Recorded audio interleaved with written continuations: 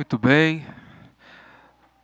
Convido a todos a que nós abramos a palavra de Deus no livro de Apocalipse, último livro do Novo Testamento, capítulo 2.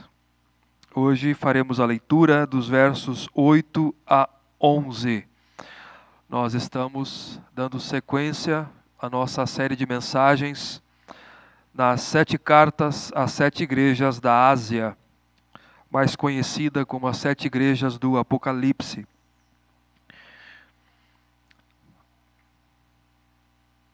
Nós queremos saudar também os queridos irmãos que nos acompanham pela internet, as nossas exposições. Que Deus abençoe a vida de todos. Vamos fazer a leitura, queridos. Hoje, na segunda igreja, segunda carta à segunda igreja, a igreja de Esmirna. Verso 8.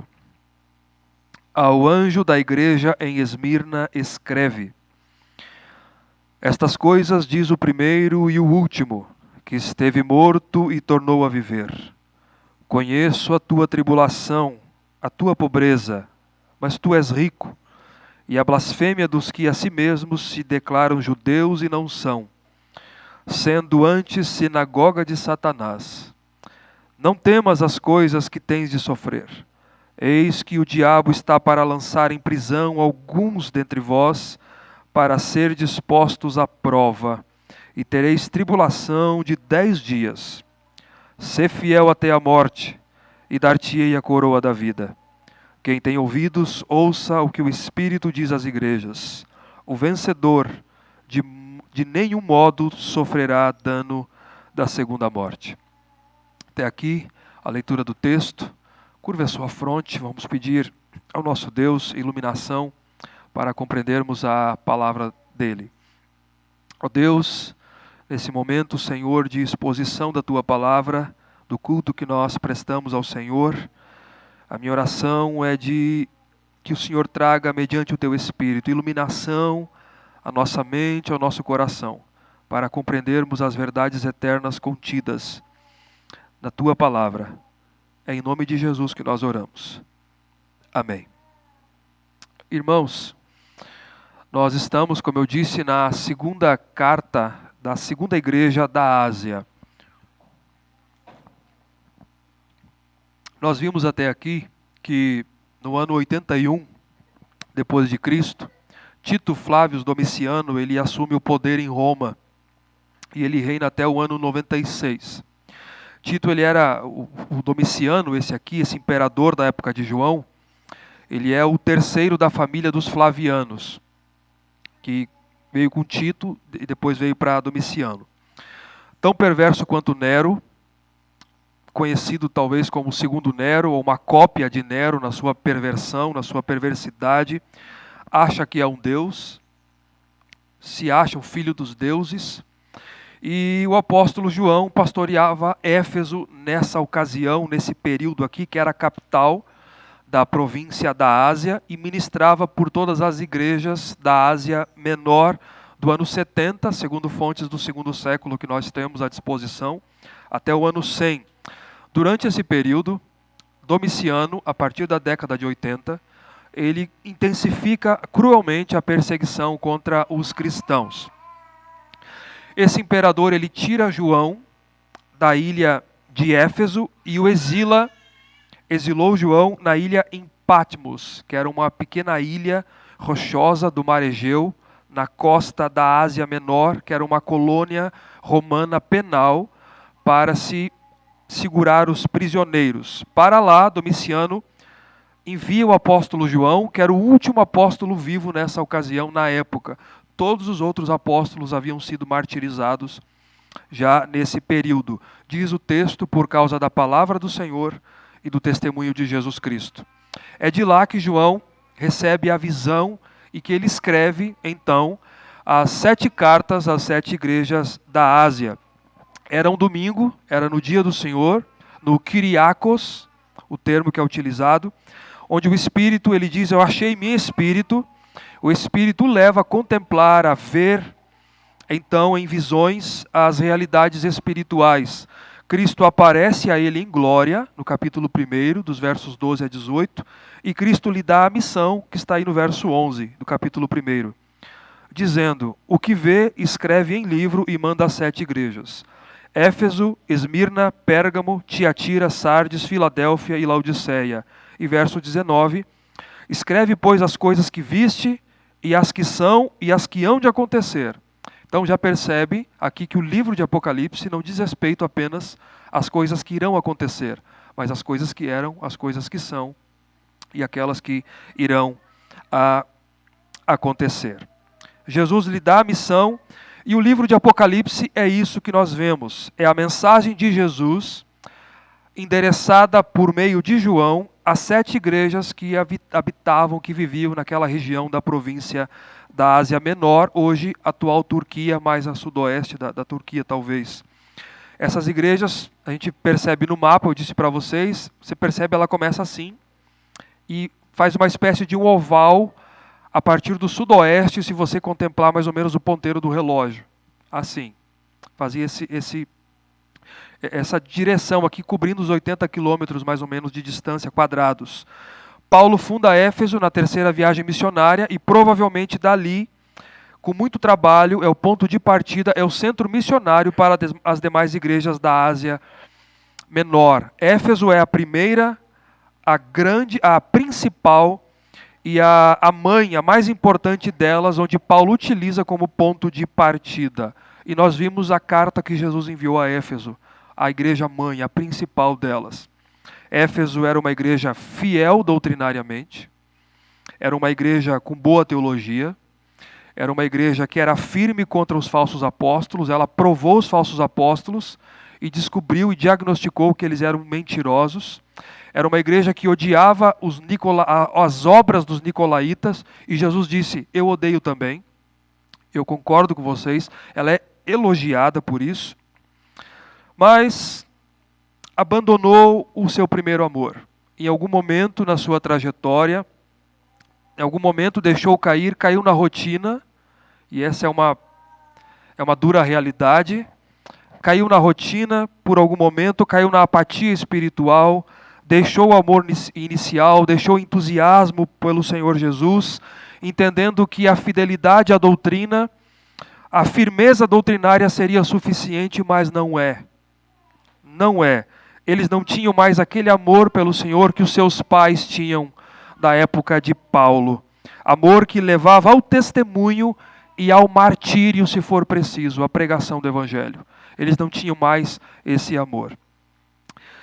A todas essas igrejas nós percebemos um dado, e eu relembro aqui, Jesus diz: eu conheço. Eu conheço. Eu conheço. Todas elas. Jesus que caminha no meio da igreja, ele sabe da vida da igreja. E é importante lembrar que estas 7 igrejas não representam 7 estágios da história da igreja, mas são 7 igrejas locais para as quais Jesus enviou cartas que devem ser lidas e aplicadas à igreja do Senhor ao longo das eras, ao longo da história. Algumas mais puras, outras menos puras. Mas é a igreja verdadeira, e esse é o nosso propósito, e nós vamos seguir esse padrão aqui que nós vimos. O endereçamento da carta, uma descrição da aparição de Jesus, relatada no capítulo 1, uma avaliação da vida da igreja, Jesus dizendo: eu conheço, elogios, repreensões, palavra de exortação ao arrependimento, às vezes ameaça, a ordem de ouvir o que o Espírito diz às igrejas, e uma promessa. Com variações, e nós veremos que Esmirna, ela é uma das variações que tem aqui. Esmirna é a única igreja que não tem repreensão, que não recebe crítica ou repreensão da parte do Senhor Jesus. E é isso que nós veremos. Vamos lá então, queridos. Primeiro, o endereçamento da carta. Está aí no verso 8, na parte A. Ao anjo da igreja em Esmirna escreve. Anjo, talvez pastor da igreja de Esmirna, talvez a carta ao pastor. Jesus instrui aqui João a escrever, quando ele diz, escreve a ele a sua segunda carta à igreja de Esmirna, porque é uma importante cidade também, daquela região da Ásia. Esmirna era uma cidade portuária, que ela ficava na costa oeste da Ásia Menor, na costa do mar Mediterrâneo. Esmirna ficava mais ou menos a uns 60 quilômetros, talvez 65 de Éfeso. Quando você vê no mapa assim, você vê Éfeso aqui, e você vê logo acima ao norte Esmirna, mais ou menos uns 60 quilômetros de Éfeso. Não sabemos exatamente a data de fundação de Esmirna, nós não sabemos. Paulo ou seus companheiros, a partir da sua viagem missionária, a partir de Éfeso, plantaram a igreja em Esmirna. Pode ser que isso tenha acontecido. Alguns sugerem que não, por causa de uma carta que nós temos de Policarpo, que era um dos pais da igreja, discípulo do apóstolo João, que viu João vivo. E, por causa de uma carta dele à igreja de Filipos, alguns acham que não. Mas se não, pode ter sido judeus da Ásia, da região de Esmirna, que estavam no Pentecostes, quando o Espírito Santo foi derramado, e eles retornaram para Esmirna e levaram o evangelho para Esmirna. De qualquer forma, nós temos um contexto específico aqui que é importante saber. Eu resumi aqui em 2 pontos centrais que eu acho importante para nós entender o ponto da carta que Jesus envia aqui. O primeiro nessa cidade era o culto ao imperador. Politicamente falando, irmãos, a cidade ela estava bem aliada com Roma. A cidade era mais uma que estava debaixo do poder de Roma e da autoridade de Roma. Já no 2º século antes de Cristo, para você ter uma ideia, um templo à deusa de Roma foi levantado. No ano 195, eu acho, alguma coisa assim. Foi levantado o templo à deusa de Roma. No início do 1º século, no ano 26, foi dedicado um templo ao imperador Tibério, que é o imperador já no período do Novo Testamento. E a cidade se orgulhava disso, que era a cidade, ela tinha orgulho de ocupar como a primeira cidade ao culto ao imperador. Então, Esmirna se orgulhava disso. O culto ao imperador era uma realidade, presente na vida dos irmãos, da igreja também, e o que tornava muito difícil a vida da igreja. Eles eram forçados pelas autoridades a dizerem que Domiciano era o Senhor, César é o Senhor. Aqui, já nessa época, Domiciano, ele se achava o filho dos deuses, ele se achava o Senhor. Então, os cristãos, assim como os cidadãos, muitos faziam livremente, queimavam incenso ao imperador com estátuas e templos que haviam, e os cristãos se negavam a fazer isso. Eram perseguidos, eram vistos como maus cidadãos e eram motivo de até mesmo assédio da polícia local da época. Então, o culto ao imperador tornava a vida dos cristãos na época muito difícil. Um segundo contexto importante é a presença da grande população judaica naquela cidade. Você percebe aí já que a cidade ela continha uma grande leva de judeus que habitavam em Esmirna e que também tornava a vida dos cristãos muito difícil em Esmirna. Ela é mencionada aqui no verso 9, os judeus como uma força hostil aos cristãos. Eles eram literalmente uma força hostil à igreja. Os judeus difamavam os cristãos, eles faziam falsas acusações dos cristãos ao Império Romano, às autoridades locais. Enquanto os judeus eram ricos, os cristãos de Esmirna eram pobres. Nós temos até evidências de que judeus eles contribuíam de certa forma com finanças para questões da época. Só um detalhe aqui, Policarpo, que foi o discípulo de João, ele foi pastor de Esmirna por anos. Policarpo. Ele foi martirizado no ano 155, em fevereiro de 155 depois de Cristo, porque ele se recusou a negar o nome de Jesus. A oposição dos judeus aqui, ela é documentada, a oposição dos judeus em conexão com o seu martírio. Tamanha oposição aos cristãos que os judeus faziam na época. O procônsul romano, ele mandou chamar Policarpo, um homem de 86 anos, no segundo século, e ele ofereceu uma escolha a Policarpo, para que ele ou confessasse o nome de Jesus e vivesse, ou ele blasfemasse o nome de Jesus, amaldiçoasse o nome de Jesus, e então seria morto. E veja o que Policarpo diz, abre aspas, servi a Cristo por 86 anos, e ele nunca me fez mal. Como posso blasfemar meu rei que me salvou? E Policarpo foi condenado na fogueira. Foi condenado à fogueira. Os relatos históricos dizem que os judeus se destacaram para pegar lenha para a fogueira. E detalhe, era dia de sábado.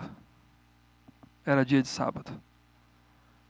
Eles preferiram transgredir algo que era o identificador da religião judaica, junto com a circuncisão, para se prontificarem a pegar lenha para isso, para a execução de Policarpo. Conclusão, a presença de judeus incrédulos, a pressão ao culto ao imperador, a pobreza, a tribulação, o sofrimento diante de um mundo antagônico tornava a vida dos cristãos muito difícil na época.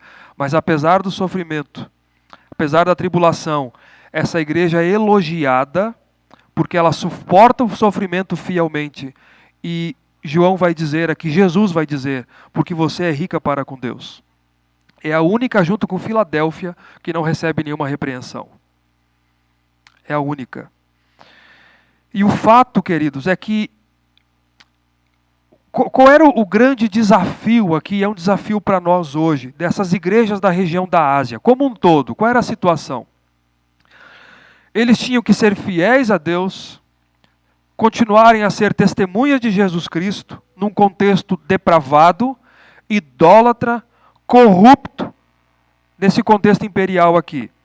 Então eles tinham que escolher entre ser cristãos, testemunhas fiéis, ou negociar os seus princípios e viver de acordo com a sociedade.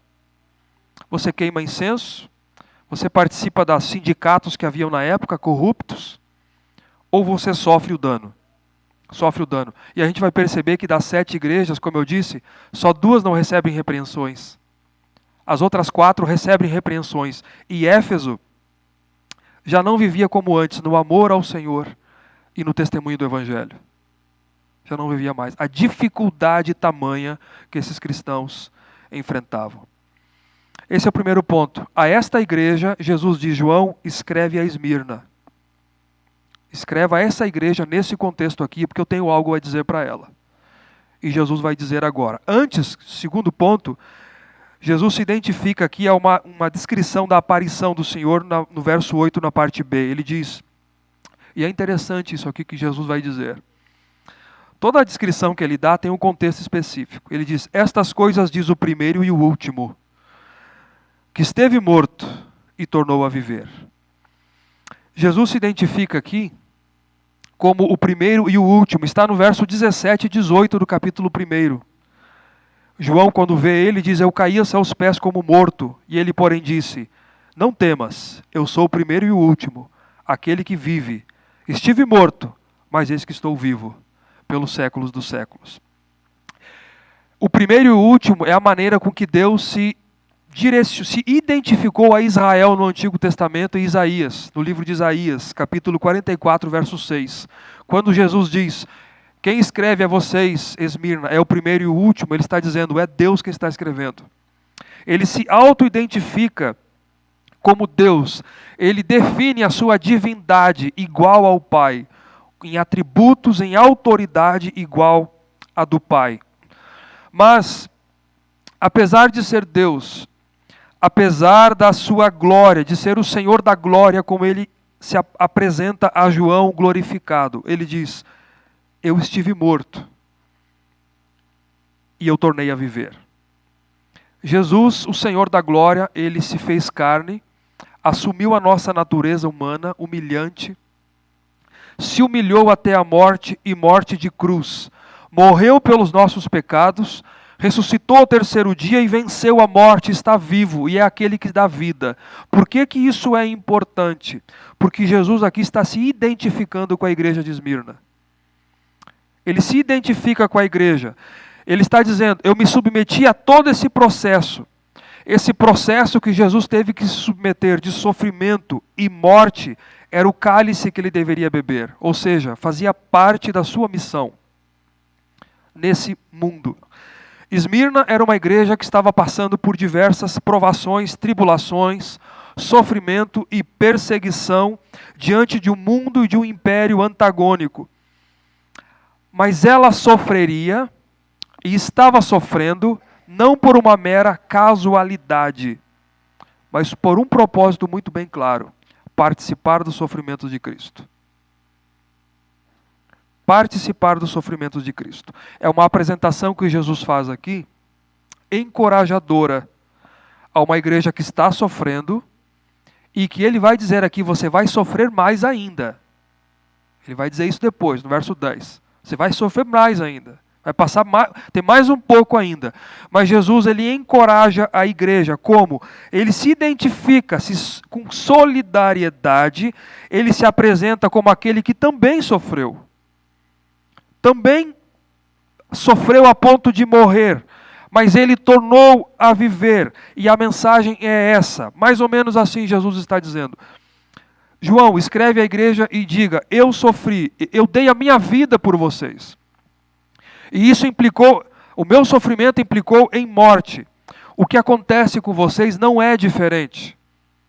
Não é diferente. Assim como eu passei por sofrimento, enfrentei o sofrimento e depois a morte, eu ressuscitei. Eu passei pela ressurreição e depois a glória. Vocês também terão que passar pelo sofrimento, mas depois experimentarão a ressurreição dos mortos e a glória comigo. É a mesma necessidade. Então, esse é o ponto de Jesus dizer. João diz à igreja, eu morri, eu sofri e morri, mas eis que eu estou vivo. E esse é o processo. Essa é a necessidade. Primeiro vem a cruz, depois vem a glória. A igreja é uma igreja que participa dos sofrimentos de Cristo. E é isso que ele vai dizer aqui, na terceiro ponto, a sua avaliação do seu conhecimento, a afirmação do seu conhecimento. Verso 9, ele diz, eu conheço, eu sei o que vocês estão passando, eu entendo o que vocês estão passando, eu conheço a vida de vocês. E então, versos 9 e 10, que é a quarta parte, é o elogio. E aqui é o corpo da mensagem de Jesus. Veja o que ele conhece. Tem três coisas ele diz aqui. Primeira, eu conheço a tua tribulação, a tua pobreza, mas tu és rico. Eu sei o que vocês estão passando. Eu conheço a vida de vocês. Eu estive morto, eu passei por isso, mas eis que eu estou vivo. Jesus está dizendo, eu sei da tribulação que cada cristão em Esmirna está sofrendo por causa do nome dele. É importante mencionar isso. Não é uma tribulação que é oriunda do pecado, mas é uma tribulação oriunda do sofrimento por causa do nome de Jesus Cristo. O termo ele tem uma conotação aqui, queridos, que ele nos ajuda a compreender mais o peso da passagem. Esse substantivo aqui, tribulação, significa perseguição, aflição, uma perseguição movida contra eles, que redunda em aflição e angústia. Mas ele vem de uma palavra que tem origem, de uma palavra de origem que significa pressão. É uma pressão, especialmente uma pressão interna, que faz com que alguém se sinta confinado, que faz com que alguém se sinta sem opções, restrito, na angústia, na tribulação, na aflição, na opressão. E é isso que Jesus está dizendo. Eu conheço esta pressão que vocês estão passando. Eu conheço a tribulação de vocês. O que não deve ser estranho à igreja. Eu sei que parece estranho, isso soa estranho hoje para nós, né?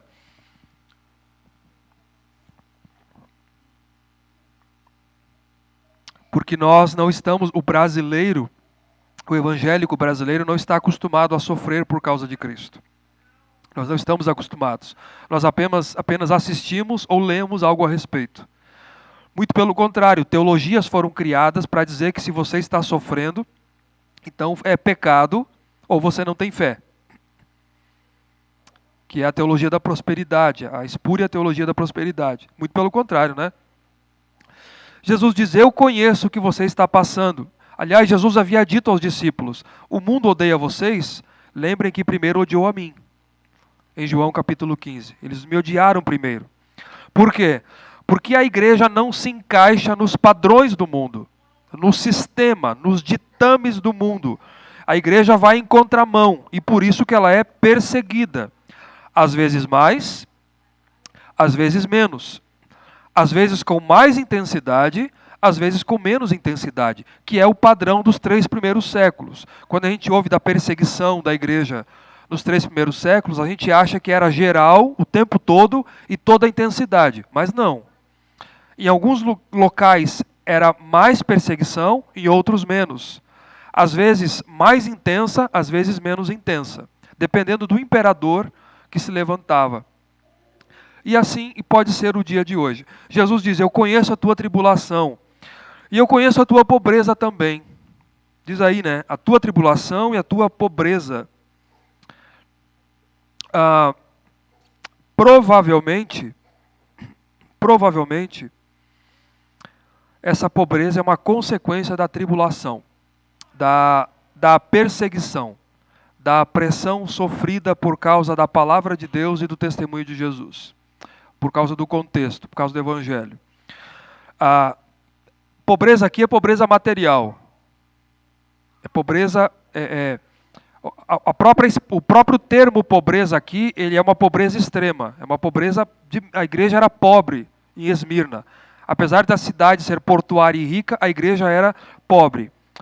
Por quê? Talvez, provavelmente, nós temos registro histórico disso. As próprias autoridades romanas locais, quando perseguiam, com a ajuda dos judeus, eles perseguiam os cristãos. Eles poderiam perder os seus empregos. Eles tinham assédio da polícia local, que entravam nas suas casas, confiscavam os seus bens. Então a igreja vivia pobre, sem recursos financeiros. Segundo, parece também, provavelmente, que os cristãos não compactuavam, eles não participavam do que é conhecido como as guildas comerciais. O que são guildas da época? Eram os sindicatos de hoje, corrompidos pela idolatria, pelo pecado, eram sindicatos. Os cristãos, para comprar, para vender, eles tinham que participar das guildas desses sindicatos, e os cristãos não participavam. E porque eles não participavam, não tinha como prosperar economicamente. Porque eles não faziam parte daquilo, você não prosperava economicamente. E eles pagavam o preço. Então, este fator, unido às perseguições, normalmente aumentava a angústia e a falta de recurso para a subsistência. Então, por isso que Jesus diz, eu conheço a tua tribulação e eu conheço a tua pobreza. Eu sei o que está acontecendo. Mas veja o que Jesus diz. Mas tu és rico. Verso 9, entre parênteses aí. Mas tu és rica. Tu és rico. Pobre em coisas materiais. Rico em coisas espirituais. Pobre diante dos homens. Rica diante de Deus. Sem recursos financeiros, mas abençoados espiritualmente em Cristo. E foi Cristo que conferiu esse atributo a eles. Vocês são ricos diante de Deus. Diante de Deus vocês são ricos. Esmirna, o que é rico diante de Deus? É espiritualmente falando. Uma igreja fiel a Deus. Apesar da tribulação, apesar do sofrimento, apesar de toda a dificuldade, Esmirna era uma igreja agradável aos olhos de Deus. Esmirna era uma igreja fiel doutrinariamente e moralmente diante de Deus, com uma fé viva na presença de Deus. Isso era a igreja de Esmirna. Irmãos, o que é uma igreja rica para nós? Se eu perguntasse aqui, o que é uma igreja rica? Pergunte para você, ou pergunte por aí, o que é uma igreja rica? Nós podemos ouvir algumas respostas, assim. Seria uma igreja com uma grande arrecadação financeira, uma igreja com centenas de membros, talvez com milhares de visualizações. Isso é interpretado, inegavelmente, como uma bênção. Pode ser, nós não negamos. As contribuições, elas servem para o andamento da igreja, para o sustento da igreja. As contribuições, elas indicam o aumento da fidelidade dos membros, tem essa indicação, sim.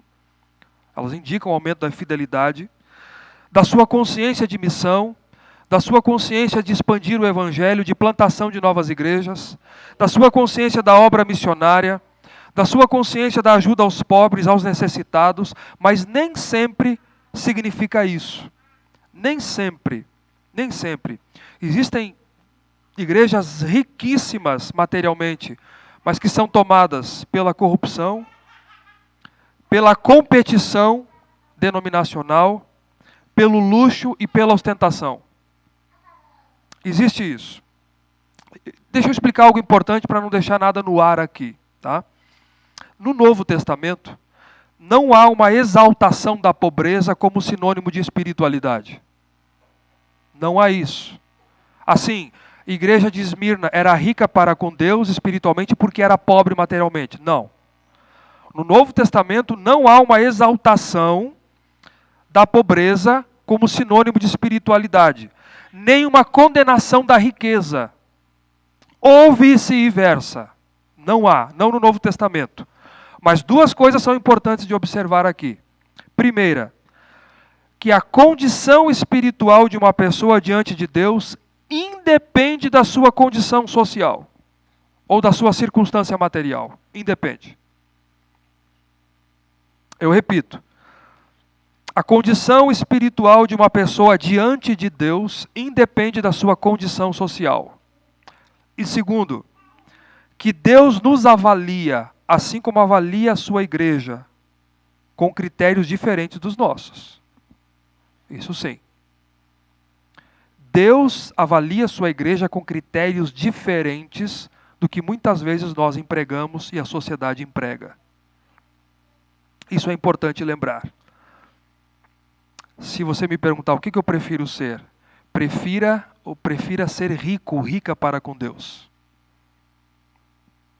Prefira, ainda que seja pobre aos olhos do mundo, materialmente falando, mas seja rica espiritualmente aos olhos de Deus. Jesus, que pode diagnosticar precisamente a sua igreja, ele diz: tu és rica, tu és rico. Eu conheço a tua tribulação, a tua pobreza, mas tu és rico. Tu és rico. Segundo, eu conheço também a blasfêmia, está no verso 9 ainda. A blasfêmia dos que a si mesmos se declaram judeus e não são, sendo antes sinagoga de Satanás. Sinagoga de Satanás. Lembra que eu disse? A população judaica em Esmirna era muito grande.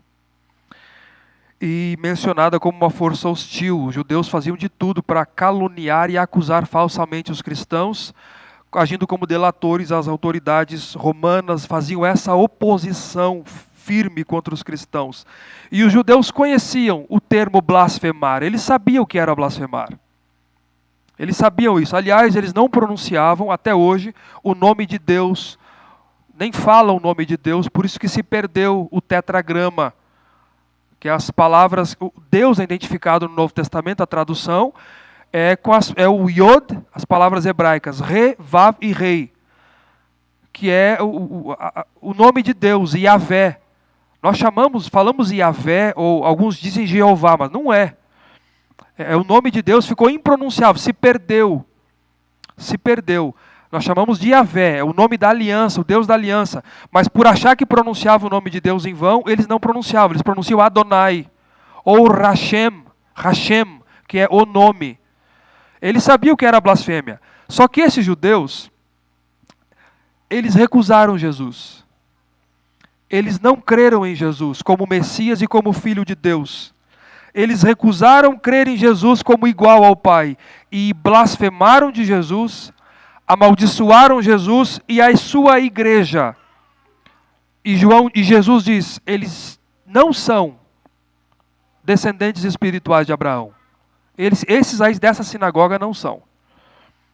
Eles não são. Eles são antes sinagoga de Satanás. Por que sinagoga de Satanás? Os judeus, eram um povo muito, muito rebelde na época. Fazia rebelião mesmo. Então, os romanos isentaram os judeus de algumas coisas. Eles, do sábado, poderiam fazer as suas atividades no sábado e não fazer outras atividades. Do serviço militar, obrigatório, em Roma, serviço militar. E praticar a sua religião. A religião judaica era tolerada pelos romanos. Era tolerada. Eles poderiam praticar a sua religião. No início, os romanos não perseguiram os cristãos, o cristianismo, porque o cristianismo era visto como uma seita do judaísmo. Mas com a queda do templo de Jerusalém no ano 70, a perseguição começou. Os judeus, eles começaram a intensificar as acusações aos romanos contra os cristãos. E diziam aos romanos, olha, aquele grupo, os cristãos, eles só honram a Jesus como o Senhor e não honram a César como o Senhor. E os cristãos, então, por conseguinte, começaram a ser perseguidos e difamados e mortos. Existia uma sinagoga lá em Esmirna, de judeus. E esse grupo da sinagoga de judeus rejeitaram a Jesus, blasfemaram contra Deus, contra a sua igreja, e pela oposição que eles faziam a Cristo, pela oposição, pela acusação falsa aos cristãos, demonstravam então, diz Jesus, que eles estavam sob a instrumentalidade de Satanás, sob a orientação de Satanás. É como se Jesus dissesse, o presbítero da sinagoga de vocês é Satanás. O ancião da sinagoga de vocês é Satanás. Essa sinagoga, ela é de Satanás. Paulo escreve aos Romanos e aos Gálatas, dizendo que os verdadeiros filhos de Abraão não são os étnicos. Os verdadeiros descendentes de Abraão são os da fé. São aqueles que seguem nas pisadas de Abraão. Os que creem são os filhos de Abraão segundo a promessa. Esses são os descendentes espirituais de Abraão. Paulo diz que a verdadeira circuncisão é a do coração e não a da carne, que é a circuncisão de Cristo, e que a igreja é o Israel de Deus, é o Israel espiritual de Deus. Nós somos a continuação espiritual de Israel, e agora você entende, esses que a si mesmos se declaram judeus e não são, eles me recusaram, blasfemam contra mim, contra a igreja, perseguem, acusam falsamente, delatam, são oposição aí, eles são sinagoga de Satanás. Sinagoga de Satanás, estão identificados com Satanás. E aí no verso 10 há um alerta. Há um alerta e um encorajamento à igreja. Veja o alerta. Não temas as coisas que tens de sofrer. Não temas. Eu acho isso interessante e desafiador, porque Esmirna já estava sofrendo pressão, perseguição, pobreza, calúnia, e Jesus diz, ainda não terminou. Ainda não acabou. A igreja, Jesus diz, está perto de passar por um período de sofrimento que viria. Está por vir ainda, um período um pouquinho maior de sofrimento. Jesus diz, eis que o diabo está para lançar em prisão alguns dentre vós.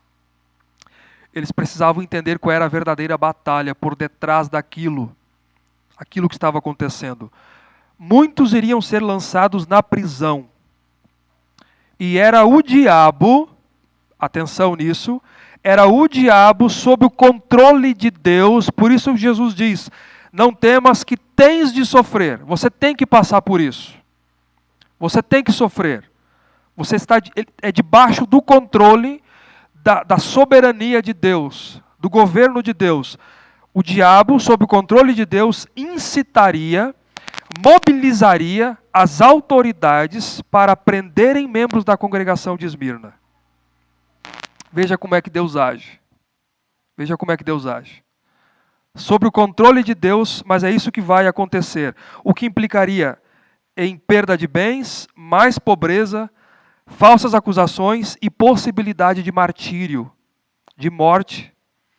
O diabo está para lançar alguns de vocês, mas só fará porque Deus autorizou. Por que é que Deus autorizou? Diz aí o texto. Para ser dispostos à prova. Para ser dispostos à prova. O Novo Testamento faz essa figura de que como o fogo que purifica o ouro. O ouro ele é purificado pelo fogo para que ele fique limpo, purificado de toda sujeira, de toda outro componente, para que ele fique puro.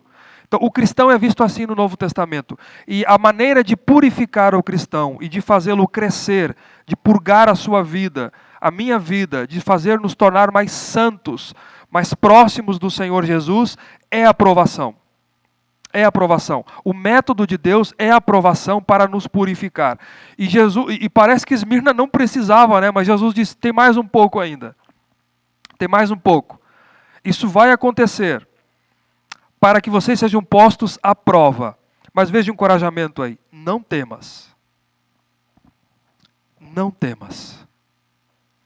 É a mesma expressão dita no capítulo 1, verso 17, quando João dá uma olhadinha para trás e ele diz, eu caí aos seus pés como morto. E Jesus diz, não temas, João. Não temas.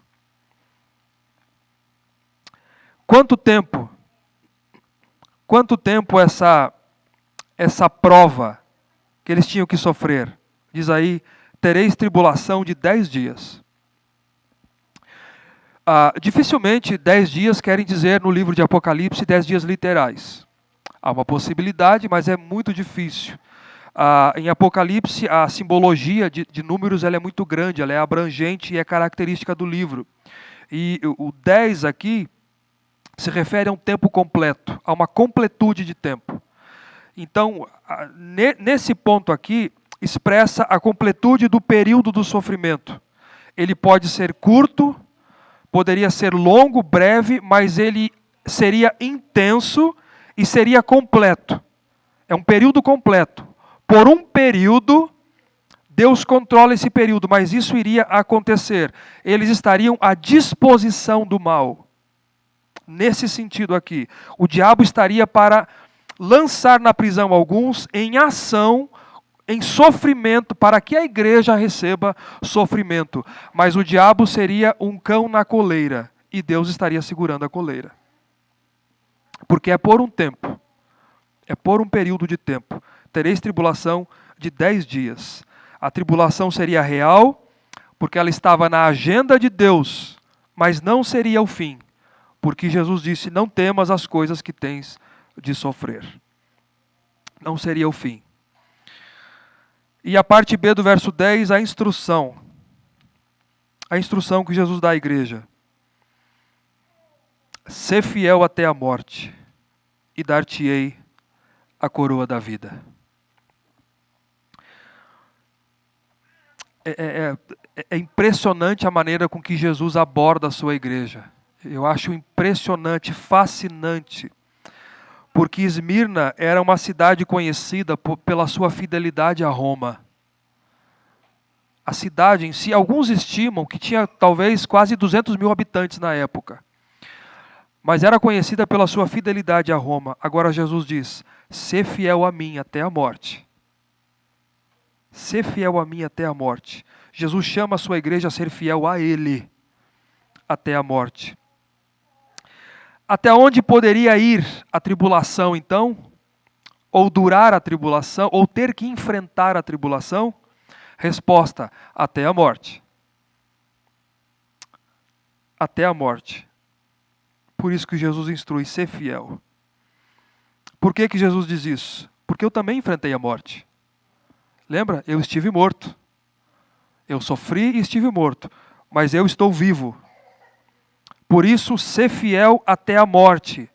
E aqui vem a promessa, que é o quinto ponto aqui. A promessa. Eu estive morto e eis que estou vivo pelos séculos dos séculos.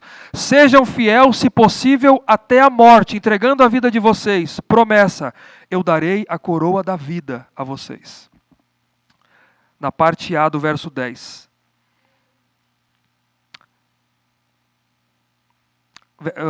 Parte B do verso 10. Ser fiel até a morte, dar-te-ei a coroa da vida. Aqui provavelmente remontando aquele costume greco-romano das Olimpíadas, onde os atletas vencedores recebiam no final uma coroa de louros, de flores, que murchava com o tempo.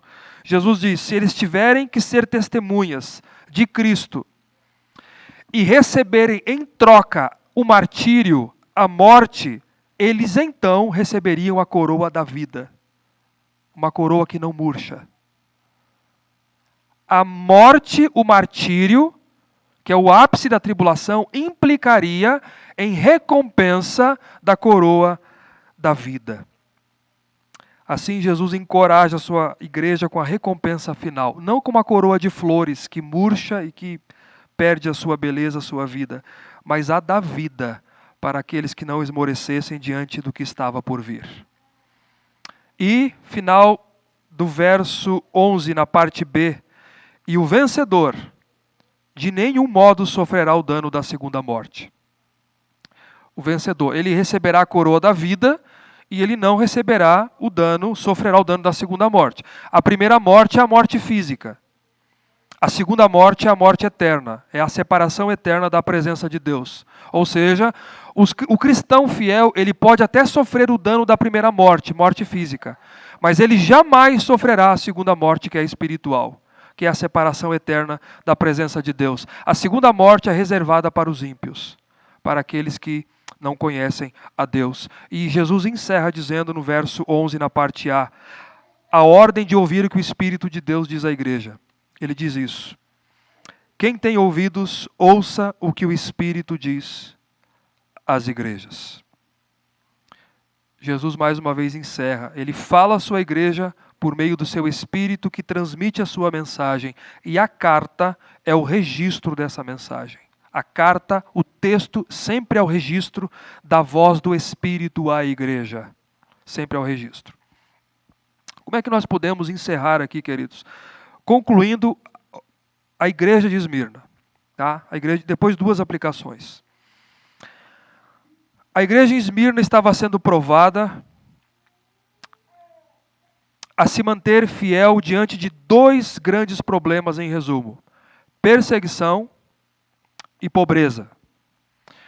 Esmirna é uma igreja que, apesar da presença dos judeus incrédulos, da oposição, falsas acusações desses judeus, da pressão, da perseguição local romana, da pobreza que resulta no sofrimento diante daquele mundo antagônico.